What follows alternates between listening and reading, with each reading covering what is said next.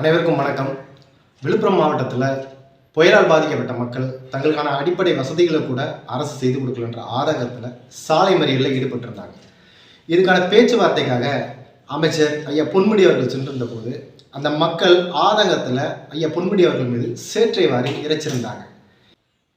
ஐயா பொன்முடி அவர்கள் மீது நமக்கு விமர்சனம் இருந்தாலும், இந்த திமுக ஆட்சியின் மீது நமக்கு ஆதங்கம் இருந்தாலும், ஐயாவினுடைய வயசு காரணத்தில் கொண்டாவது மக்கள் அவர் மேலே சேட்டை வாரி இறைக்காமல் இருந்திருக்கலாம். இன்னைக்கு அதிகார திமிரில் இந்த ஆட்சியாளர்கள் நடந்துக்கிறதுக்கான காரணம் நம்ம தான். ஏன்னா அவர்களுக்கு அந்த அதிகாரத்தை கொடுத்தது நம்ம தான்.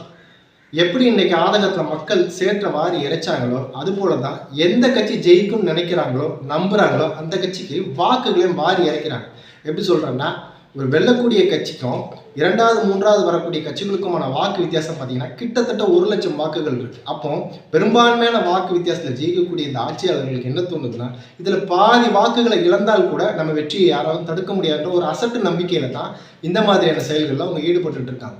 இதுக்கு முதல்ல மக்கள் இந்த வாக்குகளை வாரி இறைக்கிறதை நிறுத்தி இந்த ஆட்சியில் இருக்கக்கூடியவர்களுக்கு ஒரு பயத்தை கொடுக்கணும். எப்படின்னா, முதல்ல வரவங்களுக்கும் அடுத்த கட்டத்துக்கு வரக்கூடிய வேட்பாளர்களுக்குமான வித்தியாசம் ஒரு 5,000 10,000 வாக்கு வித்தியாசம் தான் இருக்குது. அப்படின்னா வென்றவருக்கு பயம் இருக்கும். எங்கே நம்ம மக்கள் கூட நிற்கலை, மக்கள் பிரச்சனை நம்ம இல்லைன்னா மக்கள் நம்மளை தூக்கி போட்டுருவாங்கன்ற பயம் இருக்கணும். அதனால் வரக்கூடிய தேர்தலில் நீங்கள் உங்கள் வாக்குகளை வாரி இறைக்காமல் இருந்தீங்கன்னா பிறர் மேலே நம்ம சேர வாரி இறைக்காத ஒரு சூழல் உருவாகும். நன்றி, வணக்கம்.